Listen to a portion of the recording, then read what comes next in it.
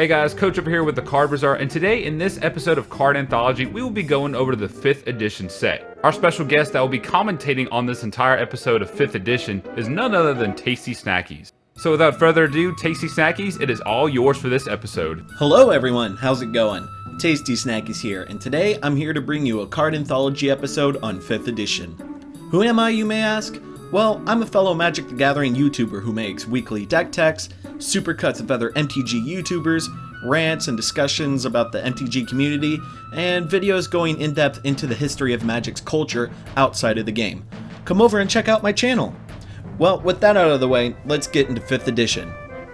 Released in March of 1997, Wizards of the Coast released their 18th expansion to Magic the Gathering, 5th edition. Its expansion symbol is that of a bold Roman numeral 5.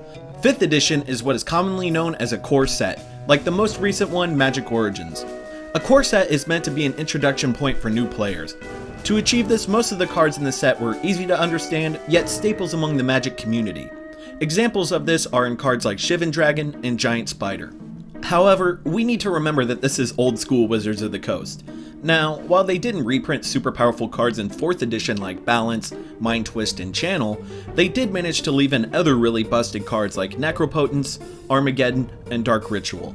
Of cards being reprinted in the set, the land cycle from Ice Age were included, these being Underground River, A Dark Oasis, Brushland, Carplusian Forest, and Sulphurous Springs. Not only that, but City of Brass was also included, providing a healthy amount of painful color fixing. Anyone get the joke? Anybody? No?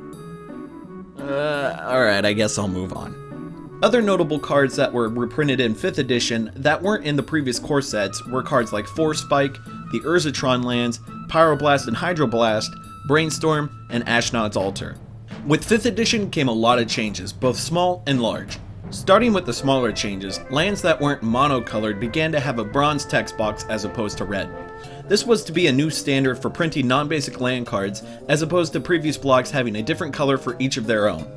Another small change was that of taking cues from Mirage's cosmetic design of the text box, borders, reminder text, and power and toughness. As far as the largest change goes, however, 5th edition brought on a slew of rules changes. Of those, a majority of them were fixes to mechanics and terminology to prevent rules lawyering among players. Changes like these include stipulations on bury, regeneration, and mana burn.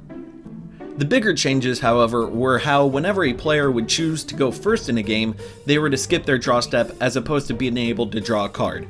This rule change would stick forward throughout the game's entire history. Other changes were that players were not allowed to count each other's libraries, and it also included new terminology like combat damage, generic mana, legendary, and the use of global and local enchantments. 5th edition contained 449 cards, that being 165 commons, 132 uncommons, 132 rares, and 20 lands. The set's design contained only Mike Elliott and Bill Rose. The development team consisted of Mark Rosewater, Scaff Elias, Robert Gushera, and William Jokush. The set contained no new keywords, abilities, or mechanics. For cycles being in the set, there were the aforementioned Ice Age Pain lands, the Circles of Protection, the Sack lands and Storage lands from Fallen Empires, and the Lucky Charm cycle. Each of these uncommon artifacts has a triggered ability that allows the controller to pay 1 generic mana to gain 1 life when a spell of that given color resolves. This includes the cards Ivory Cup, Crystal Rod, Throne of Bone, Iron Star, and Wooden Sphere. Want to know a bit of trivia about the set? In 5th edition on the card Drain Power, Jerry Titarilli's name is misspelled. The difference that being an additional I was placed at the end of his last name. Not only that, but 50% of the Shivan Dragon, Ironclaw Curse, Game of Chaos, Inferno, and Mana Barbs cards were printed with a Portuguese copyright date as opposed to an English one. And that's 5th edition in a nutshell for you, everybody. I hope you enjoyed watching it, and if you did, go check out the rest of the Card Anthology series if you haven't done so already. To be honest, I was surprised at how much cool little bits of information there were about some of the game's earliest expansions. And before I sign off, I'd just like to say thank you to Coach for letting me be a part of his channel, and for him being such a great and valuable member of the Magic the Gathering community. Anyways, I'm TastySnackies, you all have been wonderful, and I'll catch you on the flip side. So that was TastySnackies, everyone. Please go ahead and subscribe to his channel by clicking on the link in the video description. I definitely want to thank him and the effort he has put into this video. He has been a great help to the channel, and I'm glad he wanted to do the narration for this episode. We will be continuing to work together in the future, and sometime soon you will see a video about a deck tech that I did on his channel. He asked me to do a deck tech for his channel, and I quickly accepted his invitation. I gave him my audio and narration for his upcoming deck tech episode, so that'll be out shortly on the channel TastySnackies.